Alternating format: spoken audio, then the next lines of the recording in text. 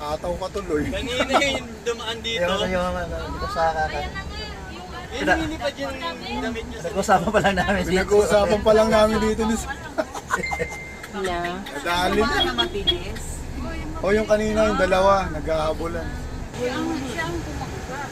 Dahil nasa tamang... Kaya ang bumangga. Bumangga sa kotse. Kanina pa yan, Yan. overtake din sa amin yan eh. Oo, yung dalawang yan.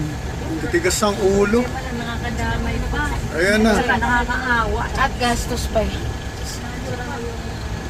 Diyos ko Lord ka na lang talaga. Hospital.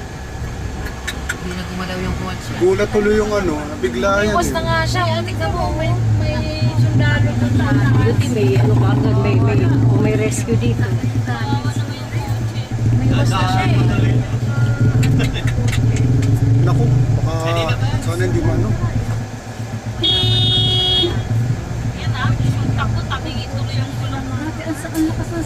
Oh, basagyan kasi sa harapan. Ang bilis niya eh. Sumalpog siya sa harapan ng kotse. Ayan o, natanggal yung puto. Ito yung driver? Nakahiga pa ma. Oo, nakahiga. Oo, dito sa bandali. Di mo na pwedeng galawin yan. Dala na yun. Gagalit na yung driver.